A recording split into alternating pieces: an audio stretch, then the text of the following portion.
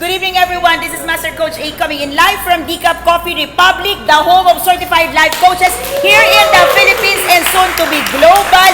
You're joining me for Kapehan night. This is Coaching Tuesday here at Decaf Coffee Republic. We are still located at the second floor of Pioneer Street Market inside HMR parking compound along Reliance Street from the city of Mandaluyong. This is across TV5. If this is the first time that you're joining me, I am a certified life coach.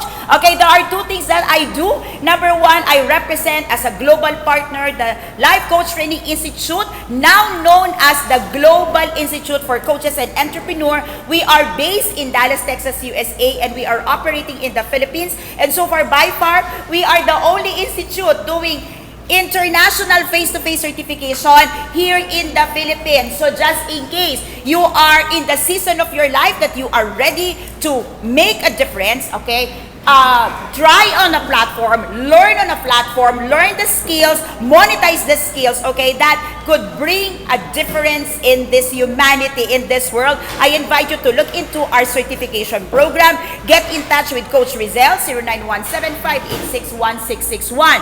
Another thing that I do is, okay, I am empowering all the coaches in the world. Okay, so not just the certified life coaches, I am looking for all the coaches out there, okay? My heart is to help you, to nurture you, and to enable you to be able to maximize your talent, your skills, your resources, and even your heart to help other people be better and get better in life. So just in case, okay, you are somebody who is a life coach, meaning you have been certified by other organization, not our organization, you have been certified online, you have been certified in other countries, and now you're back in the Philippines, or maybe, just maybe, you are a naturally gifted coach, meaning you are the coach of the family, you are the coach in the organization, okay, but you don't have formal training.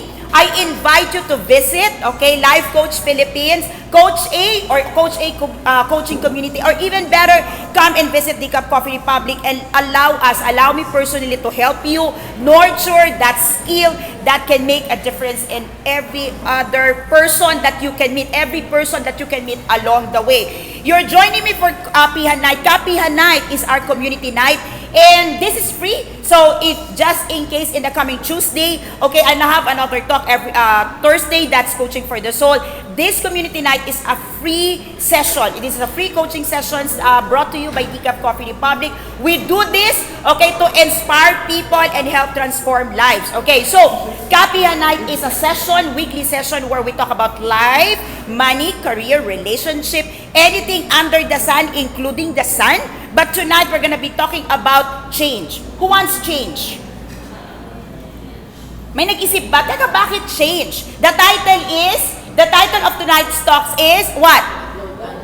The gold under your nose. Tapos bigla tayong napunta sa change. Okay, hindi po ako nagkamali. Okay, I understand. Okay, the gold under your nose. As I begin, okay, I had an activity with our on-floor guests. Okay, live po kami at hindi po to counsel. Can you just give a hand to the person next to you? Palakpakan mo naman yung katabi mo. Yeah. Sabihin mo sa katabi mo, I'm glad you're here. Okay, I am blessed to be seated with a beautiful person.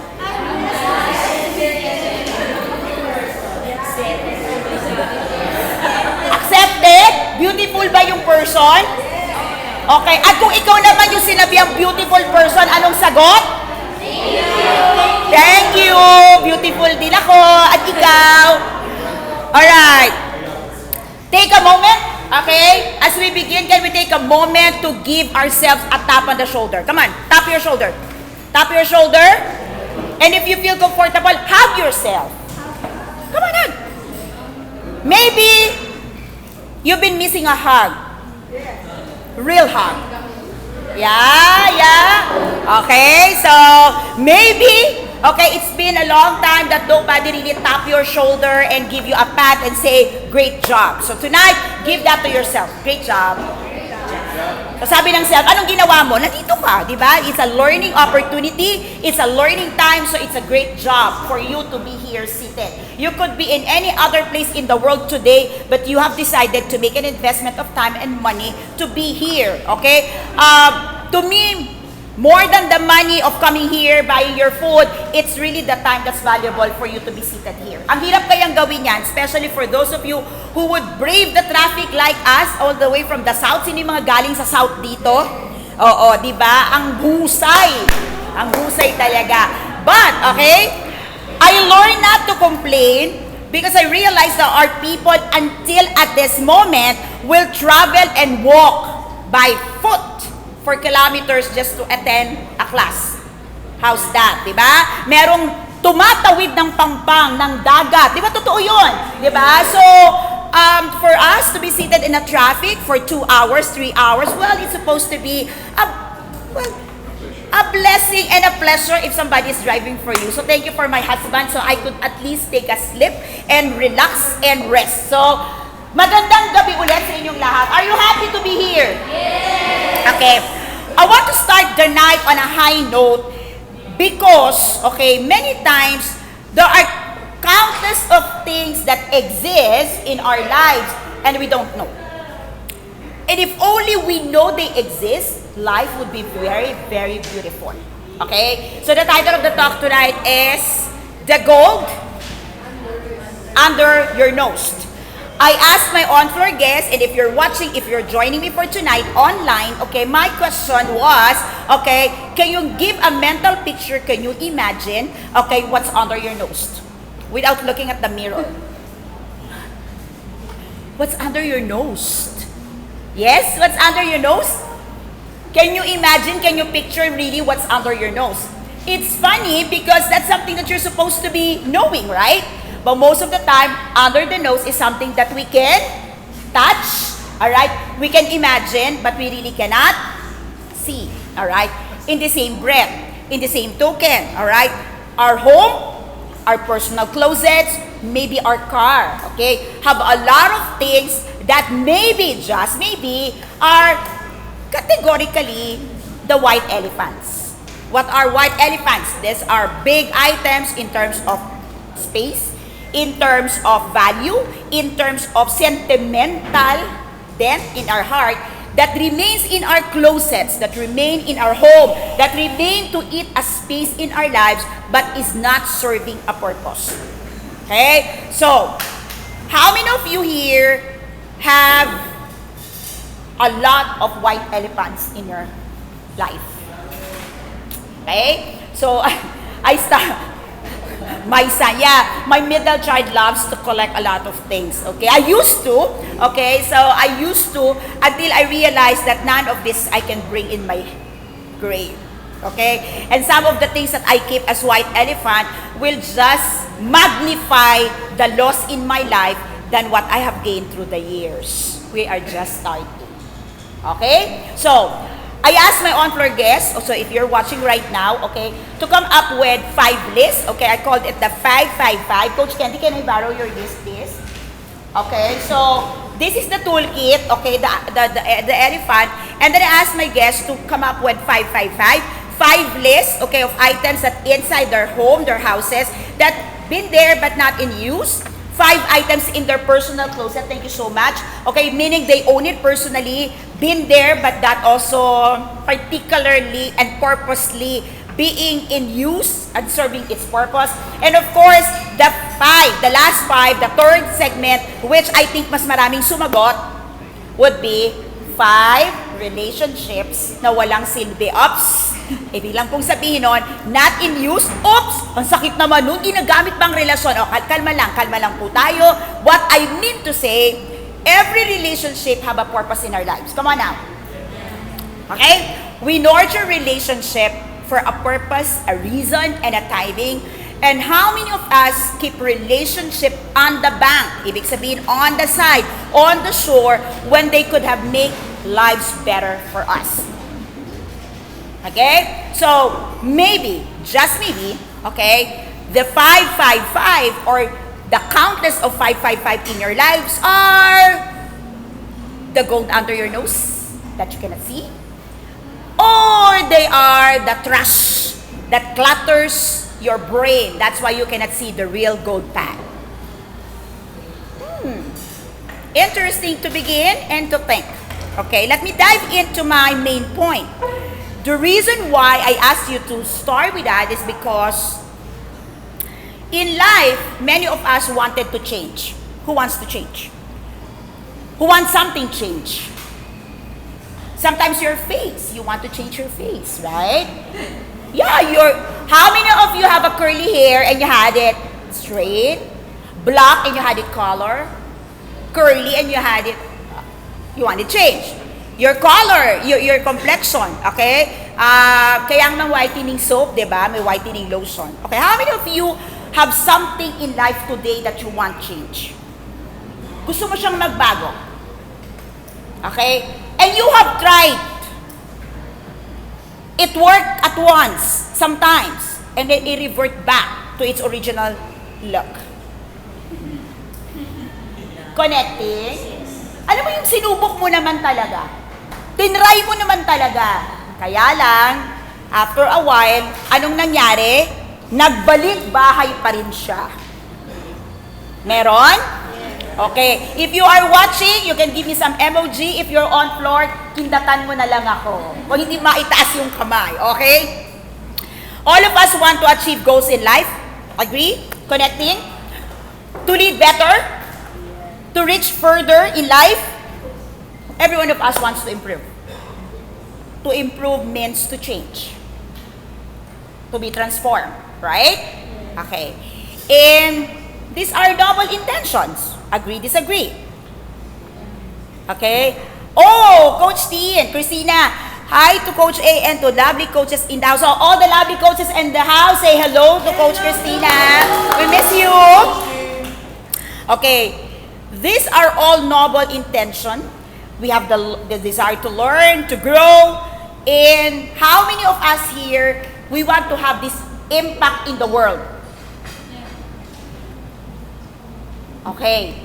And most of the time, when you talk about impact in the world, you talk about changing the game. Or people would say, change is the name of the game. Sino nakarinig na nun? Unless you get to change something, you're not gonna get that hallmark that impacts humanity. Agree, disagree?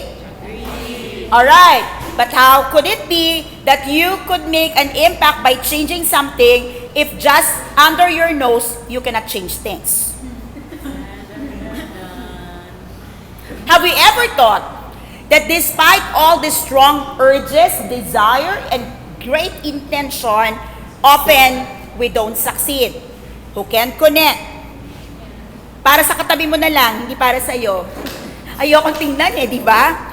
We try to change, isn't it? But it never seemed to stick. Maramdaman mo yun? Sinubukan mong magbago but you don't get to stick to the habit, routines. Bakit ba ang hirap magbago? Gusto kong bumait pero bumait naman. Very light lang. We give up for a while. And then we try again. Meron mang ganon? Particular change, you try, you feel uncomfortable, you give up, and then after 6 months, you try again. Meron bang ganon? Yes. Connecting, can you picture that? Okay? We try, we give up, we try, we give up. Who has been into this roller coaster ride? Sinong makakakonect? Try, give up, try, give up. Masayang tingnan. And for many of us, this becomes a never-ending loop of trying to change but not actually changing. Trying to change but not actually changing. The reason change is so difficult is that we are missing a crucial element. Ready to hear? Ready to hear? Yes. The foundation for change to take place upon is this. You must understand that doing and being are two different levels of change. Doing is what you do, being is who you are. Maybe, just maybe, okay, you keep doing things for change, but right under your nose is the being who remain unchanged. Right? Kumaka-react tayo, Coach PB. Okay lang po ba tayo? Are we connected? Yes. In coaching, there is a clear distinction between doing and being. Who are life coaches in the house? Okay. Doing is what you do. It's the actions you take. It's the decision you make. I want to change. It's actually the behavior and all the visible manifestation of change. But what about being? Being is who you are. It is what's underneath of all the doing. It's your qualities, your thought patterns, your conditioning, the pattern of beliefs that you hold about yourself, the environment, and what's under the nose? All of this that many of us failed to see. Yes? Have you ever seen an iceberg? Iceberg, okay?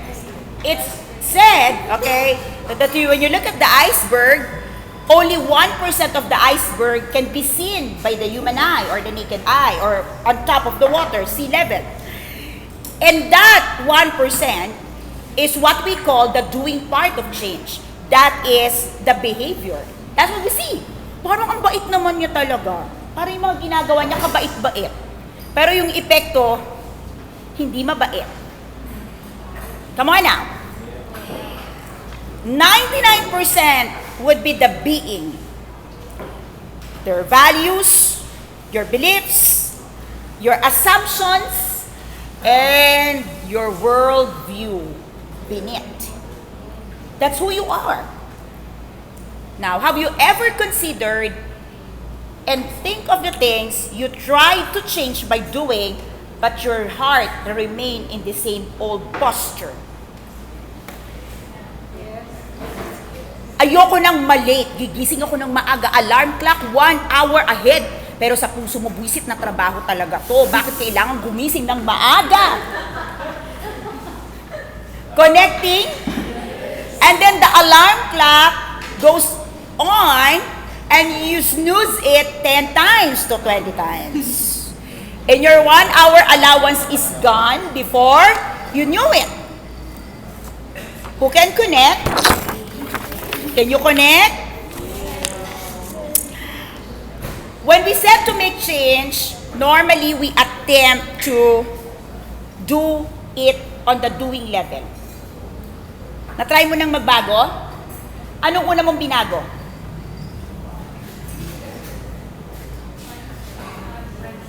Actions. Gumalaw. Oh, habit. What is habit? Habit is action. Everything that we want to change by default, we take action. Tama, mali? Okay. We try to do new things or we try to do things differently. Who can connect? Dalawa lang yun. You try to do new things or you try the same old things pero binago mo lang kung paano mo ginawa. Diba? Parang yung alarm clock, nilipat mo lang sa kabilang side ng kama para medyo mahaba ang kamay bago mo kunin. In most cases, we haven't updated the being level. So what ends up, at the end of the game, at the end of the whole process, ano nangyari? We revert back to our old defaults, habits, routines, and again, the change doesn't stick. Who can connect? Are you like those people who would stick a magnet on a fridge covered with wood? Eh, yung pinipilit talaga, bakit ayaw dumikit magnet to eh? Wood kasi.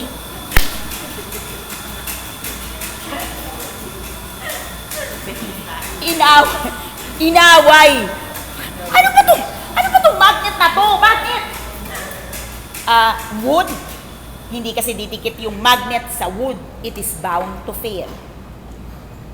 Your assumptions of how the world works, your beliefs of what you are and who you are, ultimately this determine if you will succeed in the change that you want to see or not. You can either break your own rules or you can write your own rule book. What do? Do you break the rules or you write your own rule book that never works? You get into the game with all the rules and you say, I don't like the rules. Let's change the game. Do you change the game? You change the rule or you change the player who happens to be you.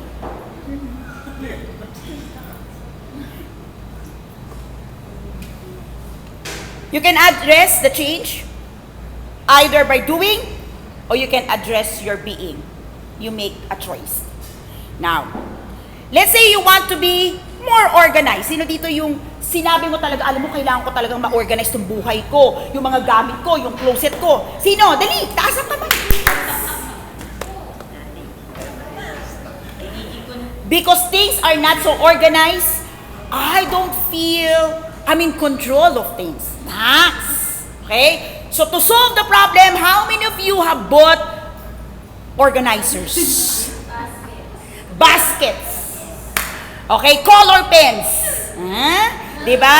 Mga... Ano pa? How many of you bought yung mga notes, sticky notes? Oo. Put it here. Be reminded here. Sino-sino yan? Can you connect? Oo. Kitatan mo na lang ako kung ayaw mo magtaas ng kamay. Ito si Coach, nakakainis talaga. Tama? And after all of this, you ended up with a planner and an organizer that's eating dust now. Yes. You have less space to move because you said, I'm going to use that and it's still there. You're not using it. So if you're married, your spouse, ano bang ginagawa ito? Gagamitin ko yan. It's been here for years. Come on. Manalig ka lang. Now, my question. Is it doing the organization that is the problem? Or the being problem is dealing with uncertainty in life?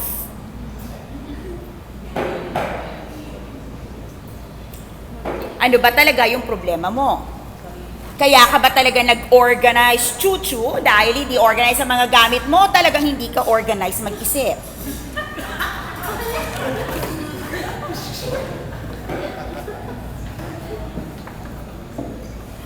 Have you ever thought that you can never really organize the world, your things, your stuff and everything, if deep inside of you, what's under your nose is full of turmoil?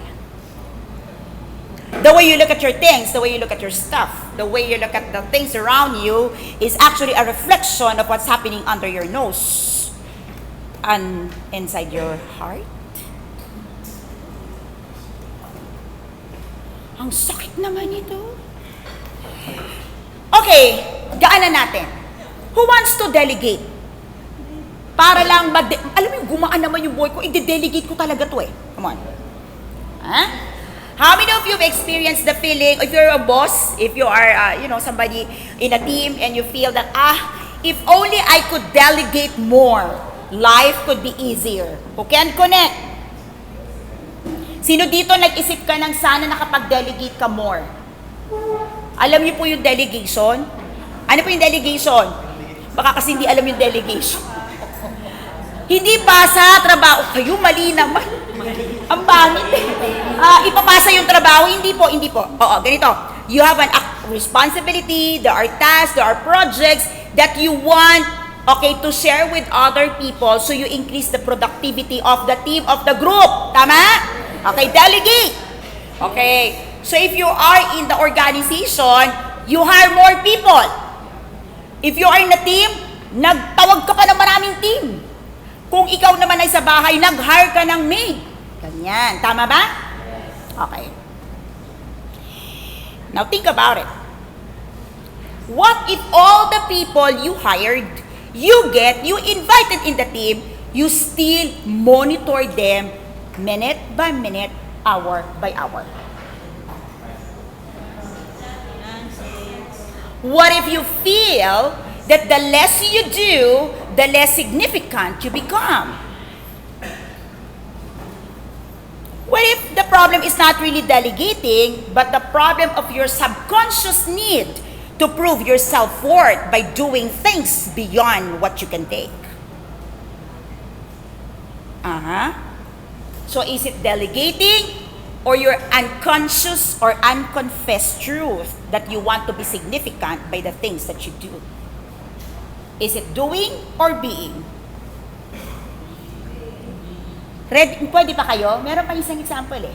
Masaya to. Okay, who wants to feel relaxed and less stressed out now? Ooh, come on, breathe in. Woo. Breathe out. All right. Maybe you want to be relaxed. Sino dito gusto mo, alam mo, gusto ko talaga mag-relax. I want a less stressed life. Pwede bang mabawasan itong mga problemang to? Sino yan? How many of you feel like you're running around 200 km per hour and your brain is like exploding because you can no longer express yourself? Okay, alam mo yung mas mabilis yung isip mo kasi sa bibig mo.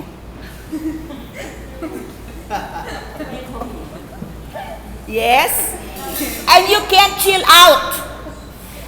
Tama? Tapos yung feeling mo, tapos na yung storya sa utak mo, yung kasama mo naghihintay pa, tapos na, sinabi ko na. Hindi pa kasi. Connecting. Oo, may guest ako dito nakaka-connect ng isang coach namin. Feeling ko, love you, coach. Who among you here, you're always and almost in motion. Always in motion and almost on motion. Yung alam mo yung kahit hindi na gumagalaw yung mga tao, on motion ka pa rin, galaw ka pa rin, uy, ano na next? Wala na, alam mo yung study na lahat ng mga tao wala na, tapos ikaw, uy, merienda, pwede, uminom lang tayo saglit, oo, kape lang, kape. Yung chill out muna tayo, upo muna tayo, usap muna, tapos pag-upo, o, tapos anong next? Magkakape nga ako. Yes? Ikaw ba yon? The immediate doing solution is to, ano ginagawa mo? Come on, pag gusto mo mag-relax, ano ginagawa mo? Tulog. Meditate. Journal. Yoga. Ano ba? Shopping. Kain. Tama?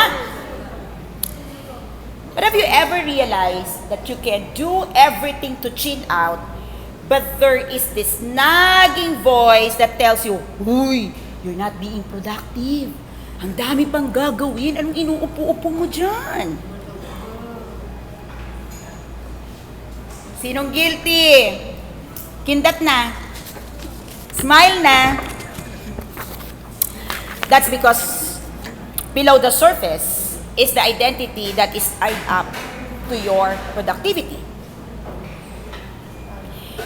Is it doing the problem of stress and fatigue and burnout, or the problem is your unconscious need to struggle on things?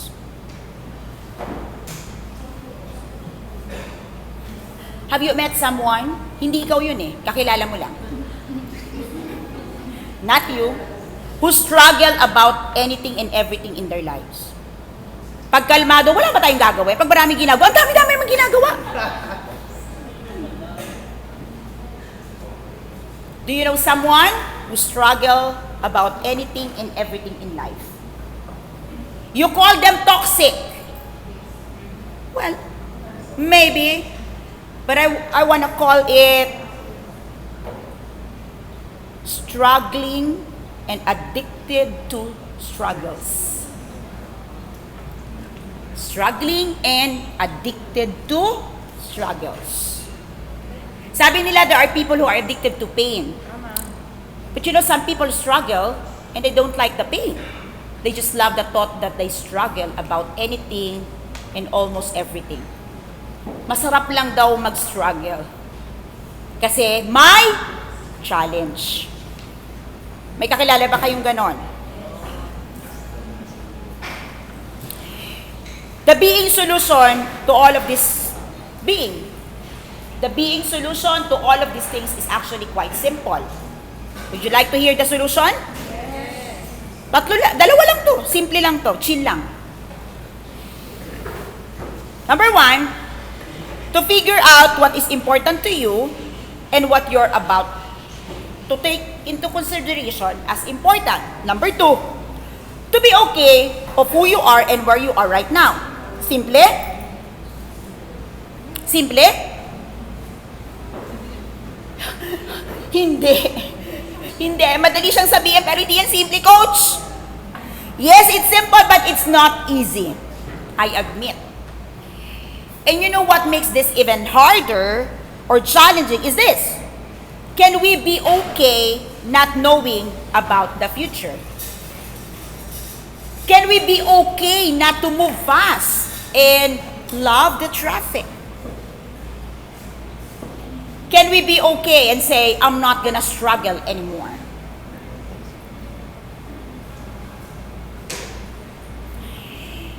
It's not easy because people wants to be in control. Hence, because you want to be in control, you just want to obey with your actions, but you don't want to change your being that is inside of you. How many of you can connect with me? Whether it's you, whether it's a company, it's a family thing, to address the change that you want, it cannot be on the doing part. It must be on the being part. If you cannot change your view of the world, there's no change that you can do that will really take and make a change in your life. How many times you were told of a new things in life? You take it, it's beautiful, embrace it for a moment, clap, clap to the speaker, you go home and you do the same. How many times you read books? Take the principles, the to-do list, the steps, try it for a week and say, oh, it's not working, forget it, I'll go back to my old routines. Connecting.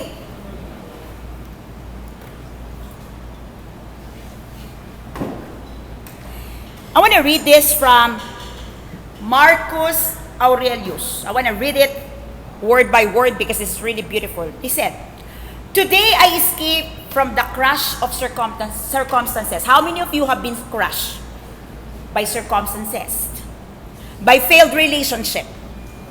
By broken relationship? By things that you have lost? He said, today I escaped from the crush of circumstances, or better put it, he said, I threw them out. For the crush wasn't outside of me, but inside. And these are my own assumptions of the world. How many of you would have really thought that if only you would change your assumptions of the world and how the world works, things would be better?